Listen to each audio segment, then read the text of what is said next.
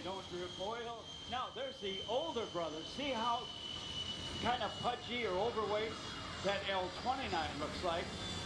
However, with the correct engine, it in fact is a fast airplane, fast enough to win the gold at the National Championship Air Races. Okay, twin T-28 that came out after World War II by North American Aviation. In the air, in formation, on the ground. See that fast on the side of that airplane, D-A-S-T? That's the message that I'm going to give you when the aircraft is in the air.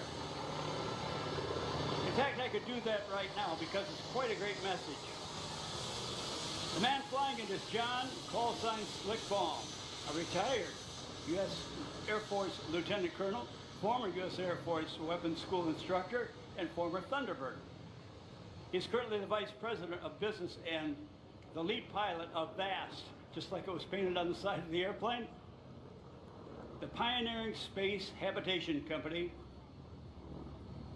building what they call Haven, H-A-V-E-N 1, the world's first commercial space station, scheduled to launch in 2026, and then Haven-2, the proposed successor of the International Space Station. John is flying the L-39 jet. He's commissioned for flight training opportunities to support mission readiness for the VAST-1 crew, just the way NASA astronauts have done for decades.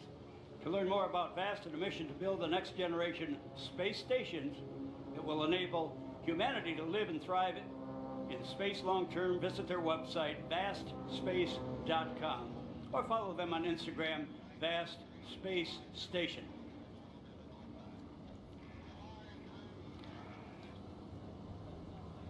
All right, now the aircraft that passed over as I was talking to you about VAST, they are the observation aircraft. They were from the era of not only World War II, but also the Korean War, and to a certain extent Vietnam. Our C-1 passing low with the smoke on. Oh, the Chipmunks, the two-ship that is angling to our right in front of us, that's the de Havilland Chipmunk, a superb trainer built by the de Havilland Company in Canada and also under license by other countries. A trainer that was recognized by a very talented air show pilot in the U.S. that with certain modifications, it could become a great air show airplane. And his name was Harold Cryer. Great pilot Art Scholl went on to do even more with the Chipmunk as an aerobatic demonstration airplane. And of course, Nathan Hammond, day and night here at Oshkosh, still making the Chipmunk sing. Now the Illinois are going to make a pass coming in from our right. You know, there is a fact that of those small airplanes, that in the May of 1945, if I remember right, it is a day that marked the last dogfight in Europe.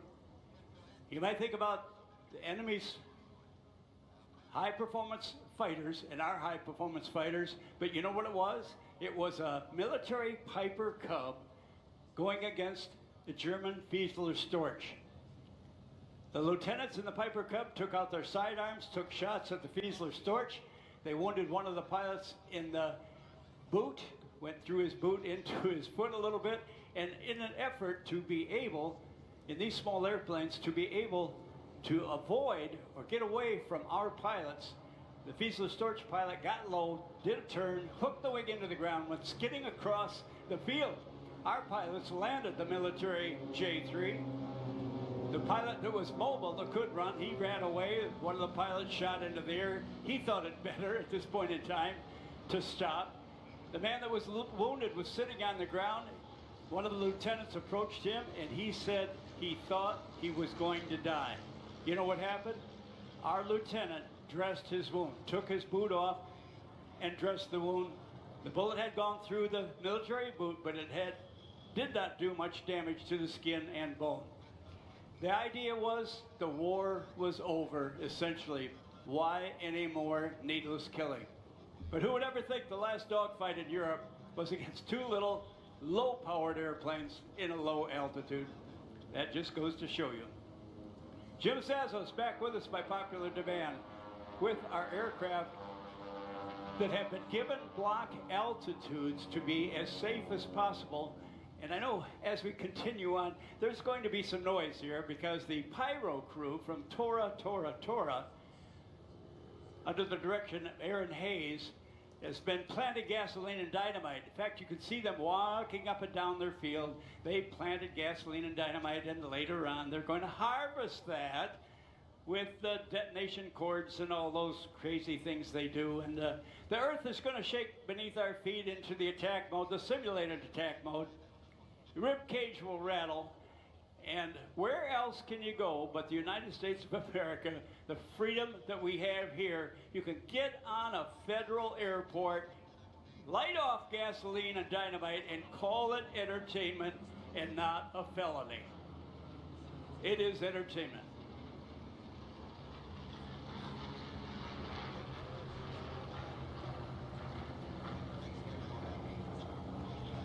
Red Stars are in the air as well as we listen to the Air Boss. Back to Jim Zazos, my eyes and ears in the overhead flight of all the aircraft. A man that's flown every warbird there is to fly, the fighters, the bombers, the transports, the patrol airplanes. Career airline pilot, now retired, author of the book, The Last of the B-17 Drivers, and 1,000 different articles about aviation. And a general aviation pilot who took his vintage Luscombe from one coast, from the Carolinas all the way out to the West Coast and back again, often being passed by 18-wheeler semis on the ground. But you're flying. You're going from A to B, and you're looking at the topography, and you're enjoying yourself. It's painted yellow. He calls it the Carolina Canary.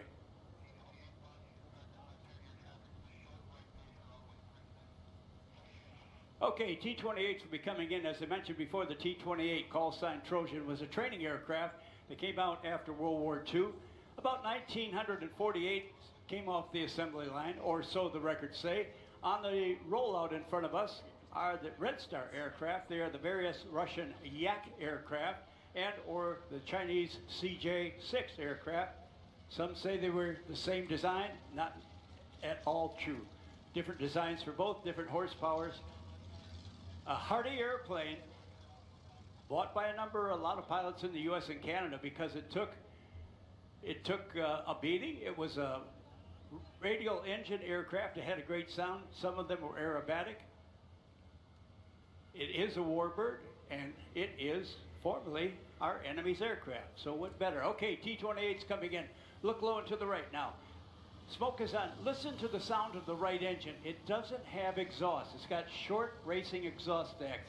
It's got a beautiful sound. Listen to this.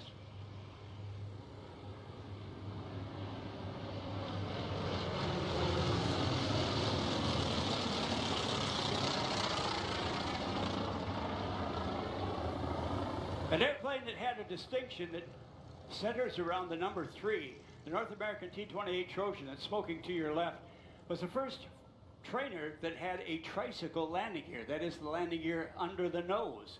Also the first one that could cruise over 300 miles an hour. Also the first trainer that could fly above 30,000 feet. Had great visibility, a lot of room in the cockpit, easy for the maintenance people to work on the airplane on the ground. There's going to be a demonstration of several in an aerobatic routine later on today, and you'll see what I mean. Bob Hoover had a lot to do with the testing of the T-28 Trojan. Later on, they were beefed up for military work and sent over to Vietnam, where the South Vietnam had a model that had the gross weight up to an awesome 4,000 more pounds of gross weight for all the armament they had underneath the aircraft. 3 different models for the different branches of the military. The Air Force had an 800 horsepower model because they had been formed late in the 40s, and they had long runways, but the Navy had short runways and the carrier deck. So they had to have an airplane that had a tail hook and had the capability of landing on board the aircraft carrier. So that was the Charlie model. And as they land and taxi in front of us, the T-28s, you may see one of that is the aircraft carrier configuration. You'll see the bar and the tail hook underneath the aft portion of the airplane, underneath the vertical stabilizer. Usually it's painted in striped colors for easy viewing. Carrier pilots will tell you that a landing aboard the deck of an aircraft carrier is not so much of a landing as it is a controlled crash. That's the way they're taught to do it. The T-28 landed on the deck of an aircraft carrier. That nose comes down, and the nose wheel comes down, compresses the strut. And in order for the prop not to get damaged, which will also damage the engine, they just shorten the diameter of the prop. Now let's get into the end of World War II, the beginning of the Korean War. It was a jet war. As identified by the wing and by external differences, this is the newer model of the aircraft that came out and fought in Korea, the MiG-15. This is in fact the MiG-17. When the USSR collapsed in the 90s, we were given access to their aircraft. Before that, it was a terribly secretive country. What we found out when those airplanes came to the U.S. is the aeronautical engineers in Russia and the Soviet Union were brilliant. They were great designers. Now remember, they were our allies in World War II. We shared German aeronautical data that said that a swept wing design was the future and would give you more speed. So if you're going to fly a jet fighter, as we get into the Korean War, if it's not swept wing at least 35 degrees, you have a disadvantage. You won't have the speed you need to be active in the dogfight arena. Oh, low and to our right now, the Aero Vodahody from Czechoslovakia. You'll see two different profiles. One will be pretty sleek, and then the older model will be kind of bulky. It looked like it had too much Wisconsin cheese and bratwurst. Maybe, I don't know. Don't ask me.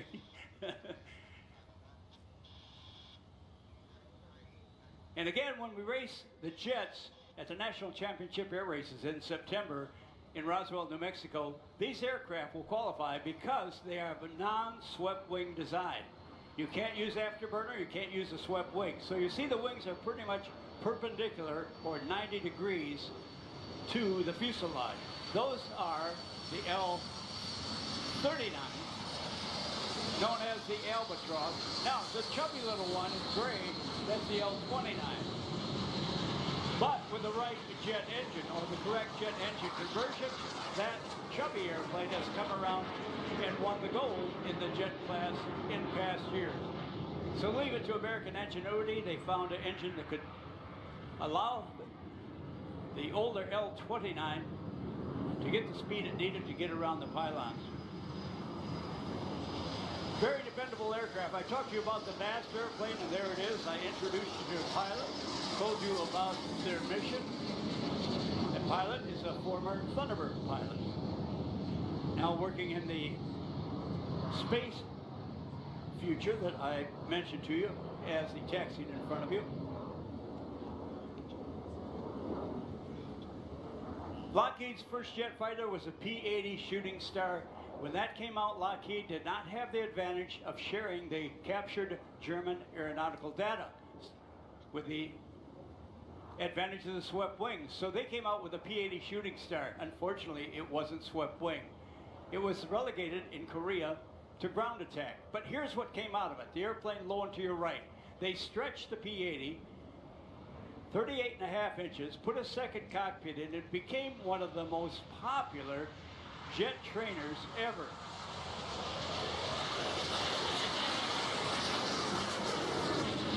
Used by so many nations around the world. We tell a story about the Canadian version of the CT-133 Silver Star. We were at an air show in Hamilton, Ontario, no, London, Ontario, a number of years ago. And the Canadian military said, we're going to retire our CT-133, just like the one that took off before you. And they painted it up in very, very ornate plumage, like a bird of paradise, like those jungle birds that have all the colors on them. And the next year we went back to do the show, there was a CT-133 again. And I said, hey, you were going to retire your airplane. They said, we tried to, Danny, but we couldn't find a suitable replacement. So it soldiered on for years. now owned by a number of civilians, was used by the aircraft manufacturing companies as a chase airplane for a lot of years. Taxiing in front of you now, the P-51 Mustang. If you look at the bottom of the fuselage as you pass in front of you, you'll see that big radiator. It cools the coolant and the oil, coolant from the engine and the engine oil, through that radiator out a little hole in the back. It looks like a big aerodynamic drag item. It can be, but it wasn't. I'll tell you more in the air. Now, on the other side of the field, Jim, I want you to verify for this for me. There is the PB-4Y, the second airplane behind the twin-engine bomber. Now, people will say, no, that's a B-24. That's a Liberator. No, that's not the B-24. It's made by Consolidated, designed by Consolidated, but it is a Navy airplane. The fuselage is stretched, and on its sister ship, you'll see twin tails. The point that differentiates this airplane is the fact that it has only one vertical stabilizer. That's the one with the red band on the back. The jet's coming in precise formation. You see the square wake. Used by civilian aerobatic jet teams throughout the course of the years, both in the U.S., in Canada, and around the world. And again, it's their tremendous dependability, their economic cost, their ability to take the G's. Two examples coming down the flight line of the bent wing Corsair, designed by the Chance of Launch Company, manufactured in 3 different locations. It was the pride of the Marine Corps and the U.S. Navy. The wings bend, as you can see, coming out from the fuselage. The enemy calls it a bent wing bird. That's where the wings fold, but there is another purpose for that. It was a shipboard fighter. Remember what I told you about the controlled crash? Well, they didn't want a long, spindly landing gear. So the engineers solved both problems as we got MiGs high overhead making a left turn. We got the Corsairs on the ground. So they brought the wing down from the fuselage at a 90-degree angle. Now, if they had continued that, of course, the wingtip would touch the ground. So they simply bent it, put the landing gear under the stable part, and right where the bend is, that's also where the wings fold over the top of the Corsair. L-39, smoking in, coming in hot, low and to your right over the top of the Corsairs and the P-51s. Yes, and for augmented fuel, it does have wingtip tanks. You get an extended range. Stock engine is 3,800 pounds of thrust. Top speed is about 72% of the speed of sound, or Mach 7.2, which is going cross-country, air-conditioned, very comfortably. And I told the folks yesterday, the past couple of days, when Warbird pilots who have been flying piston-powered, propeller-driven planes for a long time in the Warbird demonstrations, they want to get into a jet. They want to learn how to fly jets. They will go, most often, to an L-39.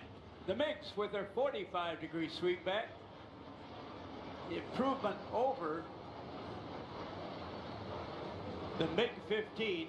Now, that airplane was ready for Korea, the 4 airplanes over the top of us now. But the enemy didn't think they had enough to make a difference, so they withheld it. But it did come out in the Vietnam War. And you learn from your enemy. We found out when our pilots were fighting the MiG-17 with its afterburner, its ability to churn an 8G type churn, we were at a disadvantage. L-39's coming in for a landing. The MiG-17, the swept wing design out in front of us. And the stripes, the invasion stripes on the C-47. If you can imagine that taxiing in front of you, the big twin-engine camouflage aircraft, consider that on the invasion of Normandy, 813 of those twin-engine C-47s were in the air at the same time. For the military, We manufactured over 10,000. Now you can hear the sound of a jet engine, a turboprop, twin engine, twin tail. That's an old B-10. Was used in Vietnam. See that trailing link gear? It could take a landing at a very rough terrain or even on the deck of an aircraft carrier. Built by North American Rockwell. Okay, hot pass coming in from your right. Coming in hot. Oh, afterburner.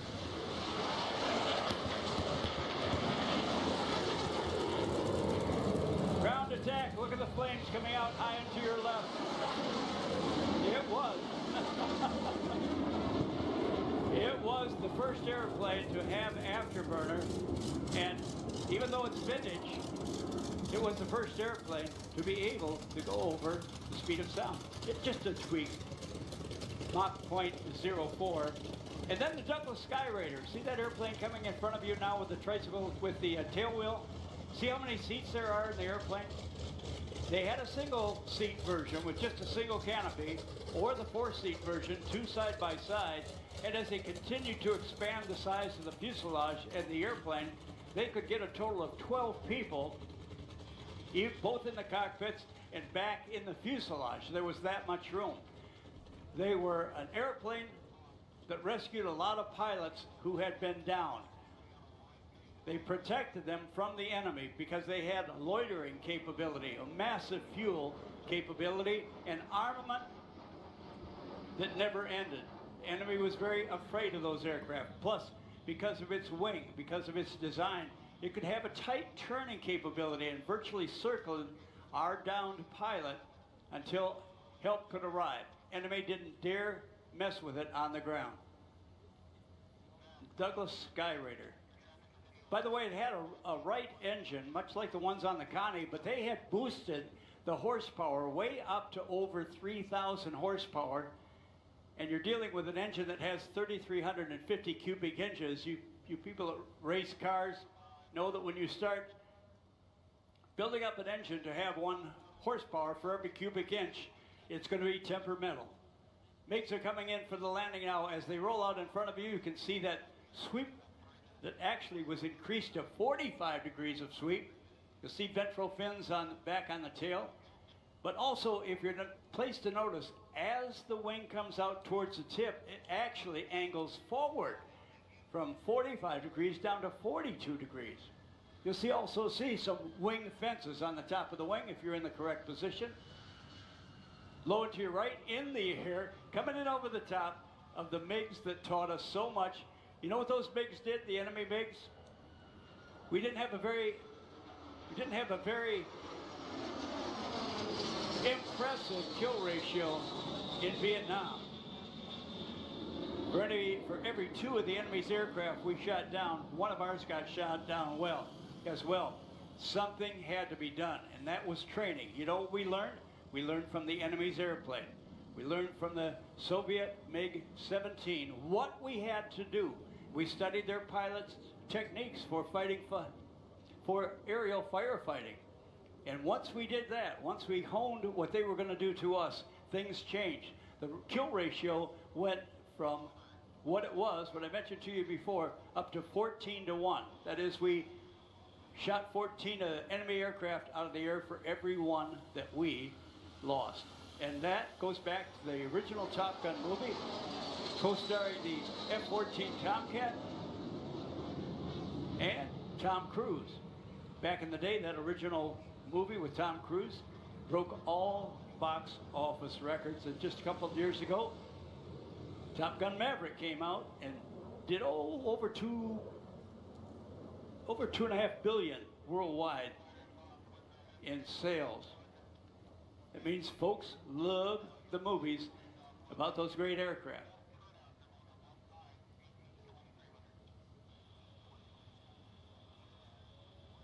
Production rates for the piston-powered, propeller-driven aircraft that we're going to be seeing soon. And by the way, you're going to be hearing those as well.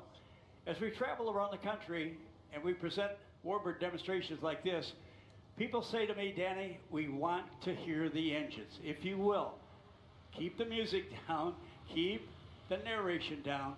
We want to hear the growl of the engines. So that's the sound of a P-51 Merlin engine. Listen and look.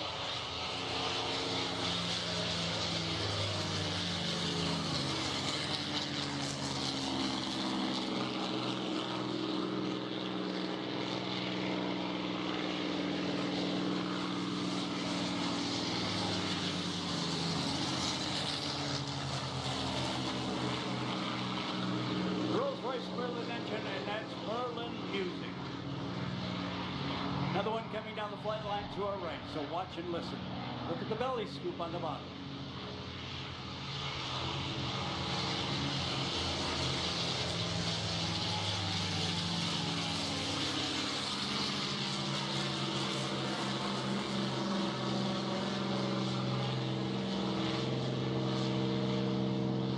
And now let's give the Navy a chance as the Corsairs, the Top Gun Navy aircraft of World War II, the bent wing bird, a radial engine.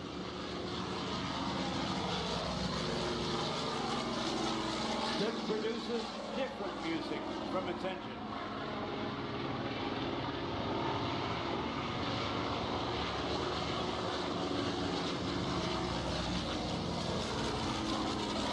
Corsair set a speed record back early on, 405 miles an hour in level flight. Now depicting the Jimmy Doolittle raid on Tokyo. Taking off are the B-25, the Mitchell bombers. A Douglas design, correction, a North American design, sorry about that.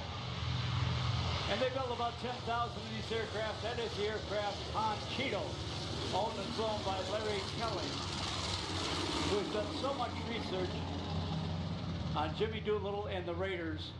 The family gave him a watch that Jimmy Doolittle wore. He wears it every day.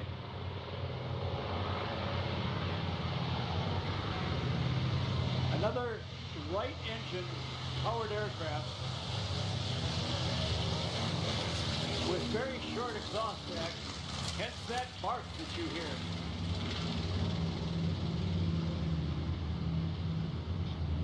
Oh, and another hot rod airplane from World War II, the A-26, the Attack 26, the fastest bomber of World War II. Nope, that's not it.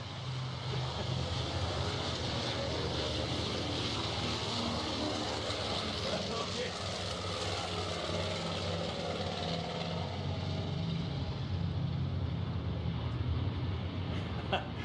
I got ahead of myself. As you can see, that was a B-25 as well, twin tail. Now there's a Devil Dog. Beth Jenkins is the pilot of that airplane. Marines use that airplane to shoot at enemy ships. Now here comes the A-26, a hot rod from Douglas. Our 2800 Pratt & Whitney engine, 355 miles an hour.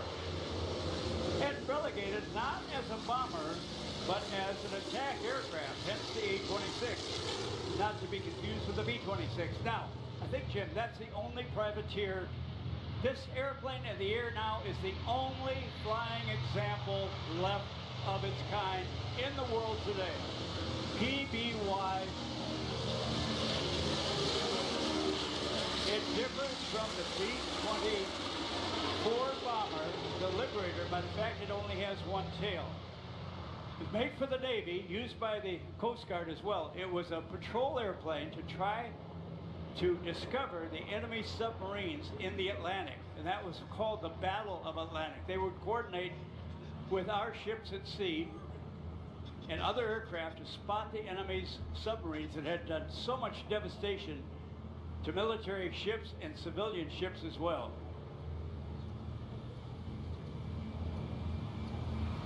Okay, on the takeoff roll now, one of over 10,000 that were manufactured for the U.S. military, the C-47.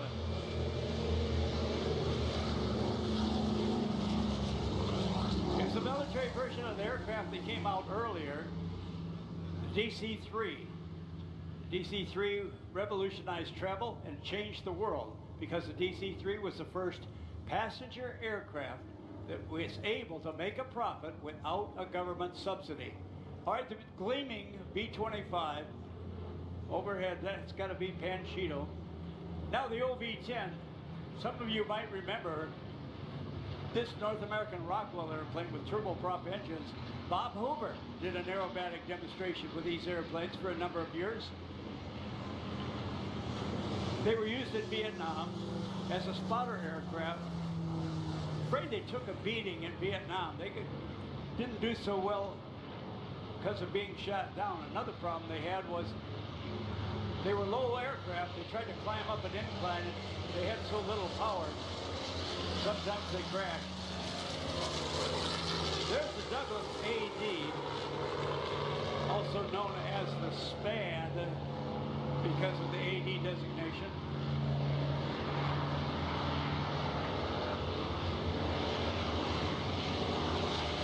Skyraider, see the multiple cockpit seats. And you hear again the big Wright 3,350 cubic inch engine. That airplane was not fast, but it didn't need to be either. 10 hours of fuel endurance and a tremendous amount of firepower below and above the wings. People that flew it absolutely loved it.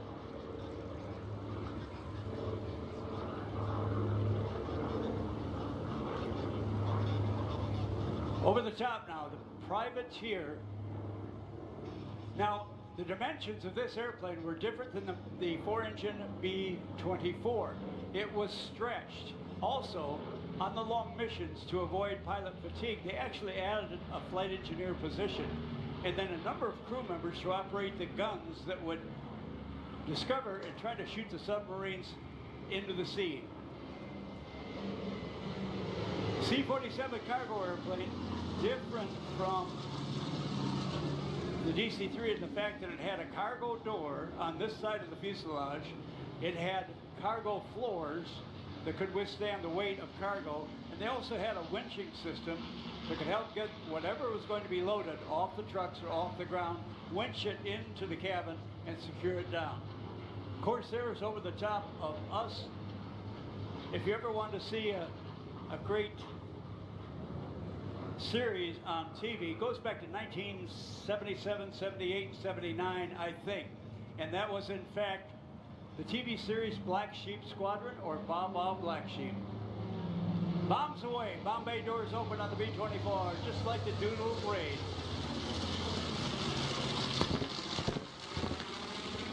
The Doodle Raid, in fact, surprised the enemy. It had little physical effect on the ground, did very little damage, but what it was psychological. Bomb bay doors open.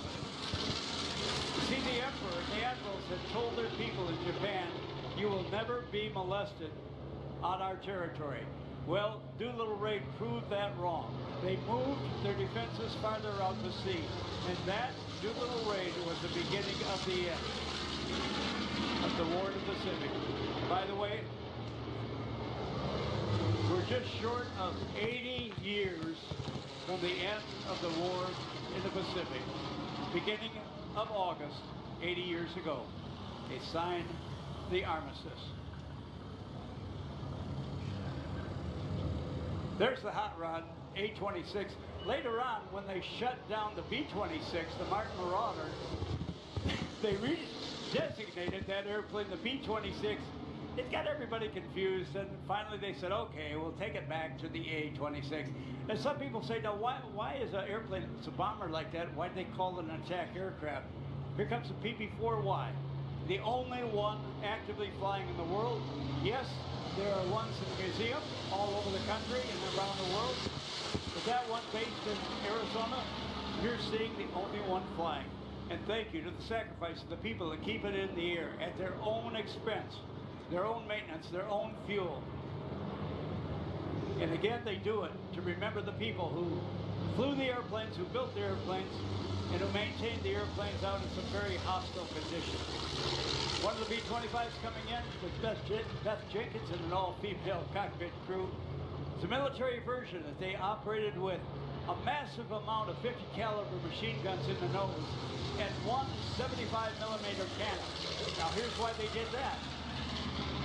In World War II, a stationary target being targeted by a bomber was hard enough to hit, but a moving target for a bomber is almost impossible.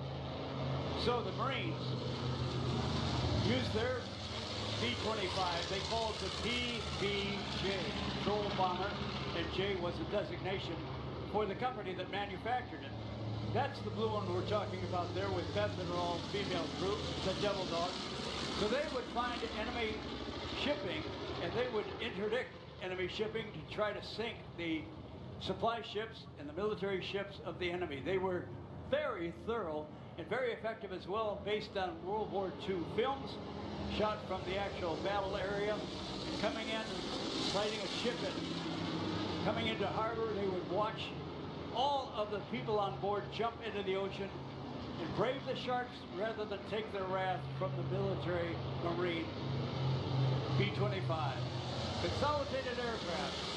Many of you know that so many of the aircraft were built by Henry Ford at the famed Willow Run Airport in Ypsilanti and Belleville, Michigan, some of which still remains out of posterity. He had a mile-long assembly line. And if you remember that four-engine airplane that just went by, that airplane and their counterparts, due to Ford's engineering and assembly line techniques, they were pumping out a four-engine bomber by the end of the war every 55 minutes. Okay, fighters, hot pass. It will be the P-51 Mustangs, Top Gun fighter of the Army Air Corps. Transport Corsair, the Top Gun aircraft of the Navy and Marine Corps. That TV series, Bomb on Black, two different production companies. It was shot in Indian Dunes in Southern California and out in the Channel Islands. Over the top of us,